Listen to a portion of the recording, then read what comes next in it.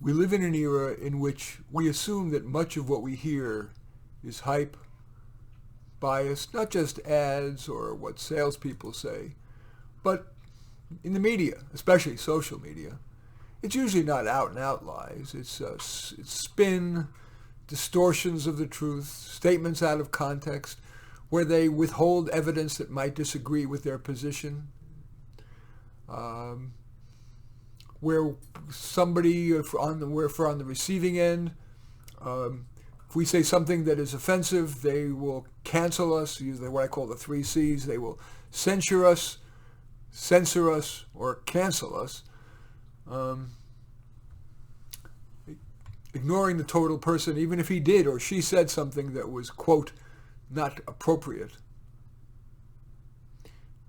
Many of us are conformists at heart, and so it's easy for us to sacrifice what we internally believe in favor of what's going to please other people, or at least avoid infuriating the mob. So they do inflict on us one of the 3 C's: censure, censor, or being canceled, if only by being ghosted by your friends. But if you're at all public, being canceled by the mob or censored by media who doesn't like what you have to say, even though it may be worthy of consideration in what should be the free marketplace of ideas. But unfortunately today I worry that the marketplace is truncated if it doesn't conform to the orthodoxy. I like what George Orwell said about this. He said, if liberty means anything at all, it's the freedom to say things that people don't want to hear. I'll say it again, I love it. If liberty means anything at all, it's the freedom to say things that people don't want to hear. Well, is the right answer for me to exhort radical honesty? Well, I think that's true more often than we think, but not always. So let's take them example by example. It's certainly easy to agree with the idea that politicians should be radically more honest rather than saying one thing to audience A and another thing to audience B, and whatever they say is usually the result of focus group testing to see what words will swing voters. And it's easy to say things during a campaign, and then people have short memories, and then they do what they want after they're elected.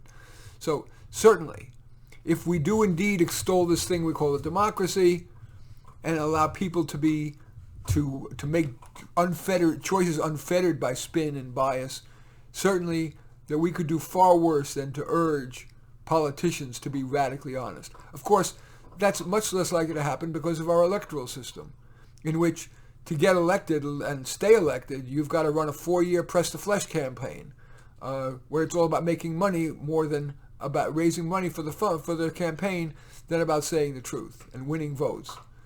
And so from where I sit, that means that the really good candidates, or at least a lot of them, won't run. Because what really worthy person wants to put up with that crap? So maybe the real answer, at least for politicians, if we were to hope to get radical honesty, is that, there's a loud airplane going by, forgive me. Anyway, that if we expect politicians to get politicians who are more willing to be honest, maybe we do need to have 100% publicly funded campaigns, and that are very brief, where just a couple of debates maybe, and then some neutral entity like Consumers Union publishes their platform and their track record, their voting record, and that gets publicized by the media. I think we would get more radical honesty that way. So it's easy to us, certainly, to encourage radical honesty in politicians with some changes. Also, I do think, I interviewed Steven Pinker recently, a wonderful guy who wrote a book, he's a Harvard professor, wrote a book called Rationality. He wishes that more scientists rather than lawyers were in government, because, at least in theory, scientists are more apt to search for the truth than are lawyers. That may be a little unfair, but there's certainly more than a grain of truth in that. Where else can we feel pretty good about recommending radical honesty? In performance evaluations on the job. So often, employers are afraid of giving honest feedback for fear of a legal grievance, for fear of simply getting pushback. Nobody likes to say critical things. Fear of being accused of something, being unfair for one reason or another. But ultimately, not only does the employee better served by your best case, you're doing your best job at providing a fair-minded performance evaluation, radically honest, but the coworkers, the customers, the consumers of the consumers of the product that are getting made. Radical honesty is, in my judgment, unarguable, even if you've got to take something of a hit. Maybe I'm wrong, because sometimes you give you're radically honest, and all it does is, especially if it's in a workplace where you really can't get rid of somebody, all that's going to do is make the person defensive, try to sabotage you. So maybe it isn't as black and white as I'm saying, but as often as possible, I think we should be far more honest in our performance evaluations. That was one of the keys that made Jack Welch, the legendary CEO of GE, formerly General Electric, famous. He urged radical honesty, saying not everybody deserves to work at GE, and we're going to have high standards. And if you're not an A player, we're going to give you honest feedback and give you a warning or two, and then you're out of here. That's why they call them Neutron Jack. The unhappy employees call them Neutron Jack, at least. Okay. Also, maybe less obvious, in the online evaluations, we see it more. We see radical honesty there, but boy, we make so many of our buying decisions. If we're, for example, buying on Amazon or going to Yelp.com or Google reviews to choose a restaurant or a product. We have almost a cosmic obligation to society to write reviews, but that are truly honest. Really, what are the good, taking an extra moment to write what are the really true good things and bad things. I think it's a wonderful act of citizenship. Okay, another area where it would feel very wise to be radically honest, and it's hard, is with our physicians, our counselors. It's very scary to tell a doctor about some symptom you have, because God, you feel, then he or she is going to say, well, you need these tests, and it could be, some horrible disease or whatever. So it's tempting to pull punches. But generally, if you trust your doctor at all, it is, of course, wiser to make full disclosure. It's, it may well be fine, but you have a better chance of catching something early that maybe there's something could be done about it than to withhold. And also, being candid with them. About them, if they're not good listeners, for example. Say, hey, you're talking awful fast, and I wish I could talk a little bit to explain my situation. Whether you're talking to a physician or a counselor, that's great. Also, certainly being as disclosing as you can be with a counselor is great. Because, you may, for example, try to portray yourself as, happier or healthier psychologically than you are. But if you can reveal your real fears, your real concerns, what's really going on, and what you're liking and not liking about the counselor, in the end, you're going to get a lot better help. So radical honesty may well be a good idea there. And something that I'm a career counselor, and I have found again and again, unfortunately, that my weakest client, my weakest job applicants are the most likely to not practice radical honesty. They will exaggerate their accomplishments in their resume. They'll create BS stories to tell in the interview. They may even use their friends as references and make them pretend, make them lie and say that they were the boss. For the reasons I mentioned earlier about performance evaluations, radical honesty, it seems to me, is particularly, it is not particularly, it is certainly appropriate when we're talking about applying for a job. Not only is it fair to, first of all, it's fair to yourself, because if you're overstating, I remember a client who said that she was, she really wanted to work for this company. It was called Third Age. It was for middle-aged women. And she really wanted to work for them, but the job opening was a technical job. And she simply BS'd her way. She exaggerated greatly her technical expertise. And first of all, she got the job, but she screwed it up so badly that she got fired in 3 weeks. So it screwed her, because now she had to feel terrible about that and explain that away in future job interviews. Or it also screwed the company. The company had to suffer a great deal because of that, and the customers of the company, the coworkers had to suffer. So, everybody suffers when you're BSing. And also, of course, the competitors for the job, people who are applying for the job, who are on the merits more worthy, are being denied if you're BSing your way in your applications or in your interviews. So radical honesty, in my honest judgment, is a wise thing to aspire to in applying for jobs. Also applying to college or graduate school. It makes me cringe when I see parents writing their kids' college essays. Not only is that completely dishonest, also, by the way, when job applicants hire a resume writer, remember that employers use the resume not just as an index, as a reportage of the applicant's work history, but evidence of their ability to write, think, organize. And if somebody else is doing the writing, thinking, organizing, that candidate may get an interview, one of those vaunted interview slots, on completely false pretenses, on pretenses that are no more valid than when a parent writes their child's college application essay. Not to mention, when a parent does that for the child, what kind of a lesson does that teach the kid? A, that the kid has no efficacy, that it's worth being dishonest to get into a more brand name college, and denies the kid the opportunity. It's a wonderful learning experience to write your college application essay because it's a chance to look inward and to come up with what really essentially is you, because most of those college application questions come down to, who are you really? What a great opportunity for a kid. Same with applying for graduate school. You know, using canned essays or having somebody else write it for you, a hired gun, is unethical for all those reasons. So I am a big fan of radical honesty, yes, in applying for jobs, applying to college, applying to graduate school. But lest I be one-sided myself, here I was extolling the marketplace of ideas and we don't want to truncate it. Well, there are limits even to radical honesty. The overall principle that I want to mention is that the limits should be applied when you believe the risk of self-immolation, of destroying yourself or hurting yourself, much exceeds the chances of a positive outcome. And when I come back from the break, I'm going to give some examples of when you might not want to practice radical honesty. And then we'll talk about how we might go about trying to get more people to be radically honest as appropriate. Stay with me. I'll be back in a moment.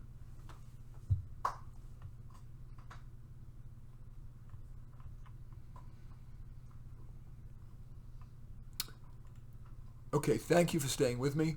We're talking now about radical honesty. We've talked about opportunities when it seems like we underutilized opportunities for radical honesty. Now I want to talk about where there may be limits. For example, sometimes you don't want to be necessarily completely honest. There are white lie situations. Let's say if your romantic partner says, does this make me look fat? Whether it be their outfit or their body, you know, you may want to be radically honest but tactful. By the way, being radically honest doesn't require you to be tactless. So it could be saying, you know, we all could lose a few pounds, but it's really up to you. I'll love you either way, whatever you think. Well, that kind of subtly gives the point that you think the person is overweight and makes them, whether they or their outfit makes them look fat, but still exerting a reasonable amount of tact. I also recall a situation in which a guy who had been having chemotherapy, and he asks, do I look gaunt and pale? Well, the truth is he did look gaunt and pale, but there was no upside, no cosmic advantage, no advantage to him, no advantage to anybody. I mean, am I telling him that? The fact that he even asked makes him feel like he didn't want to feel that he was. So I just simply briefly said no and changed the topic. Sometimes radical honesty is not appropriate. And even if you're going to be radically honest, as I said, tact is certainly usually the wise thing to do when you're being radically honest. By the way, one version of that is, I think I'm going to leave that for now. Yeah, okay. Let's talk about another area where radical honesty may not be appropriate, and that is when you're cheating on a spouse. It depends on the individuals.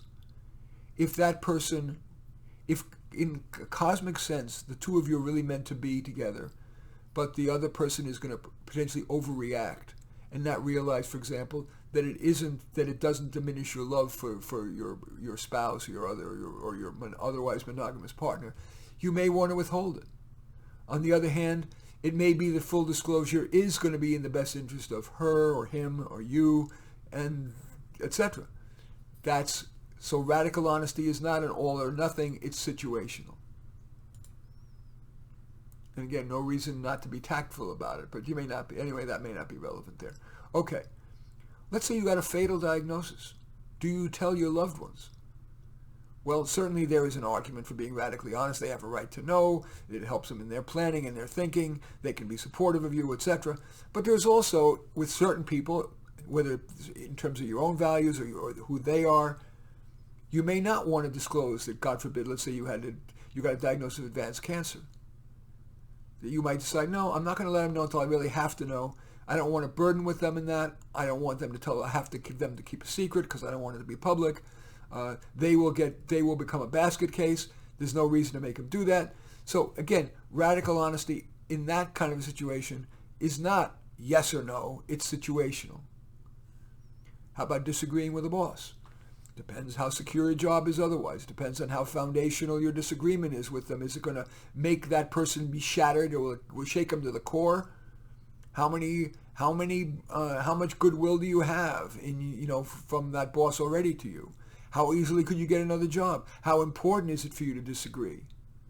Will it really result in a better product, better services, better lives for people? Or is it fairly trivial? And again, tact can certainly be a part of radical honesty. Let's say you decide you want to be radically honest. Doesn't mean you need to embarrass him or her publicly in a meeting. You can do it privately and decide whether it should be done in person or by Skype or in an email. Another example of when it may or may not be appropriate is the dog ate my homework example. Now, most of the times you want to usually, if you've not done your homework, why not fess up? In fact, the more I think about it, why would you compromise your ethics and be a dishonest person by lying and saying, I didn't realize you gave me that assignment, or it's still at my home, or I got sick, or I had to take care of my grandmother. I think there is an example of where radical honesty would be more appropriate, even if you have to pay the price. I don't think you really want to feel like you're a BSer just merely because some homework or assignment wasn't done on time. There's certainly something where you can't. And again, I like to try to be honest with you and not just say something that sounds pie in the sky as I'm sitting here in front of my webcam. It's very difficult, I'll say, to say I'm going to be radically honest around the third rail issues of today, gender and race. Unless you're portraying a woman or a minority as either a hero or a victim, if you're at all critical, you have a great risk of paying a price. And because there is a tidal wave of support for the idea, the masses do agree that they want better treatment for women and minorities. If you're critical of that tidal wave, you're more likely to be a thimble being thrown up against that tidal wave, and you are more likely to be drowned in the undertow. So that is where you might not, I'm not asking you to lie, but it may be wise to be quiet and say as little as possible about that issue. I had a brunch just today with a couple who's very liberal, quote, progressive, in Berkeley, California, the epicenter of liberality. And the husband is a runner, and he organizes running events, and he occasionally gets people who look clearly like a guy, but say, I self-identify as a woman, because he, or whatever you want to call this non-binary person, but he clearly gives every signs of being a guy.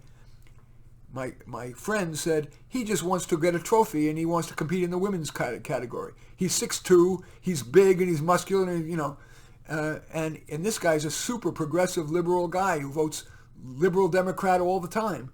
And even a guy like him feels that's inappropriate, yet he cannot speak about it. Because, especially here in Berkeley, he's going to get such opprobrium. He would get fired from his position or his leader. I don't even know if he gets paid. But the mob would storm him out as, being, sexist, I guess what it is, or anti-transgender or whatever. Even though he's completely convinced that very rarely is this very, very mannish-looking man who wants to compete in the women's group really, really a transgender person. What are you going to do? Ask to see their surgery notification or their genitalia? Anyway, or their hormone sample? Anyway, another example of where it may be not so clear that radical honesty is right is whistleblowing. It seems on the face, because the media always portrays the heroic whistleblower. But there was also a statistic I read a number of years ago that 95% of all whistleblowers suffer as a result. They lose their job, they lose their reputation, etc. So can I tell you to be radically honest? Should I tell you not to be? No. But it's clearly not an all or nothing, always be a whistleblower. You have to ask your conscience, how serious is the offense? How much will you likely suffer? How much can you afford to suffer? So another gray area. Okay, but let's assume, and I do believe this, that we certainly as a society and as individuals need more radical honesty in our world. First of all, as individuals, try to stay conscious of the option to be radically honest and evaluate the risk-reward in that situation. What is the benefit of my being radically honest, especially if I'm tactful? What is the risk? How likely is the risk? How severe is what likely would occur to me? Would I be subject to the 3 C's? Would I be subject to censure? How great censure? Would I be censored from my work? Would I be fired? Or today's world, canceled? As a listener, we need to resist falling prey to the often present clever lie or spin rather than the sober truth. I like that phrase. As we are listening or reading or watching TV, listening to a politician, listening to a friend, listening to an activist, listening to a fundraiser, we need to resist falling prey to the clever lie or spin over the sober truth. Fundraisers make it really clear. I see these guys and women with clipboards, they say, do you support Native American rights? Well, who could oppose Native American rights? But that's clearly not the whole picture. So another thing we might do, we so often we censor ourselves into agreement with the mob, or at least we confine ourselves to the inoffensive to avoid the mob ganging up on us. And again, the mob is a term. Yes, I think that there is much of this ganging up mentality in the social media, but the mob that's maybe a less inflammatory term is, your sphere of influence, your friends. We all tend to live in different ideological bubbles. Liberal bubbles, conservative bubbles, religious bubbles, atheistic bubbles, intellectual bubbles, social butterfly bubbles. We live in various bubbles. That intellectual bubble makes fun of pop culture.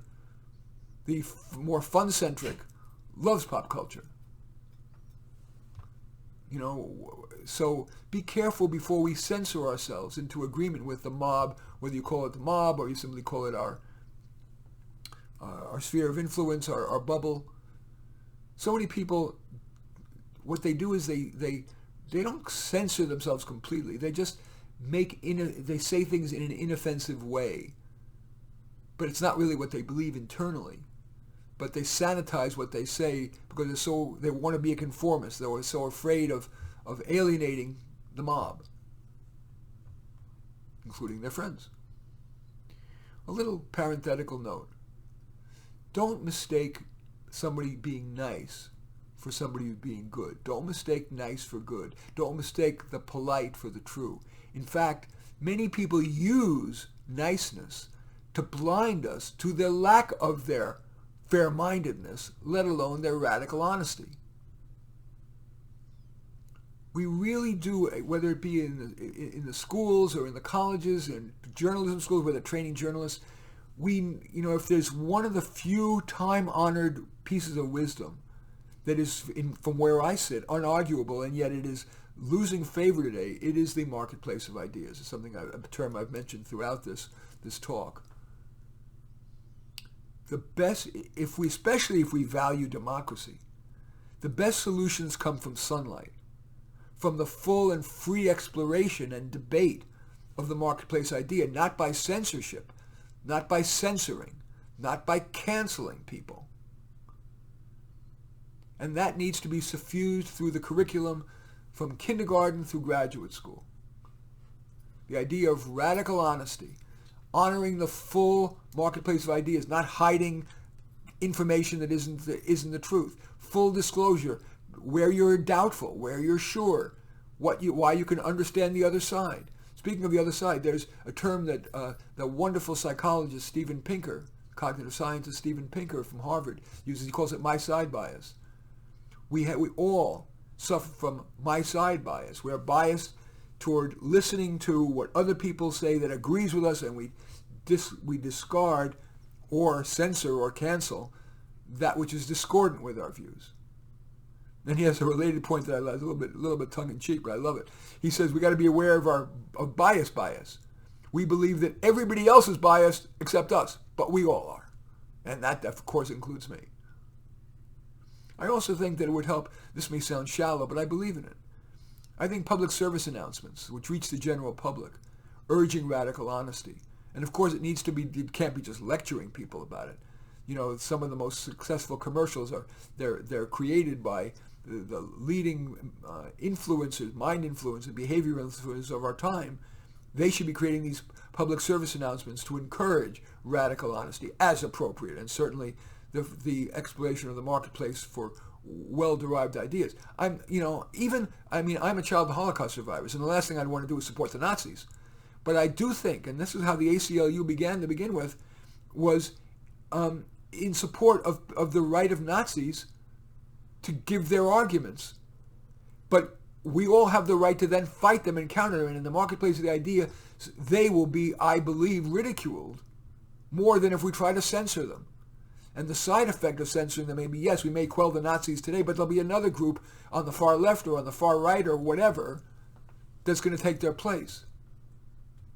I believe in the marketplace of ideas. If we believe in democracy, if we believe in intellectual exchange and not radicalized, emotion-driven activism, but clear-minded, clear-headed thoughtfulness, I believe the world gets better to the extent to which we generally encourage radical honesty. I just said journalism schools.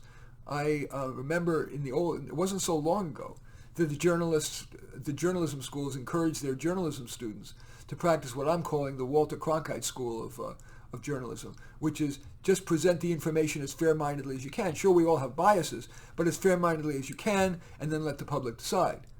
But I did speak to somebody who was a heavy at a major journalism school, who now says that's now changed. We say, bias is impossible to control, so use it for good activism. I think that is terribly anti-democratic, anti-intellectual, and ultimately not in society's best interest. Journalism schools should be teaching radical honesty and fairness over virtue signaling or what they think, journalists think, is the right answer. Because especially journalists who have spent relatively little time in the real world and a lot of time in the academic bubble don't have a monopoly on wisdom for sure. And they need to avoid the hubris of thinking that they do. Parents have a role from early on, teaching kids to think broadly and not narrowly, and to be honest, as much as possible, including about sex, drugs, and rock and roll. Let's say I smelled marijuana in my daughter's room, I wouldn't say, "Stop that! You can't do that." I say, "Let's sit down and let's have a talk about it. Let's look at the pros and cons. What do you think is wise for you?" That is going to both build a relationship with my daughter and make it much more likely that she will come to me, and she will develop that circumspect, ecumenical wisdom of thinking broadly. So parents have a role too. In conclusion, I want to say that radical honesty, of course, is not always wise, but it is underutilized and is a much better place to start our thinking about what the right thing to say and do and write than is the current, which is manipulate others, especially to something that to get them to believe my thing, what I believe, the my side bias. Again, I don't have the hubris to say I have all the answers, but I can promise you this much, that I've shared with you what I really believe is wisest, and I don't perfectly practice it, but I keep it in mind, and I try to be as fair-minded and as practice radical honesty as much as seems right in terms of, at the risk of sounding sanctimonious, cosmic justice. And with that, as I end every show, I want to thank you for watching, and to remind you that and it's particularly appropriate that my usual sound off is right here, sign off, we find comfort among those who agree with us, growth among those who don't.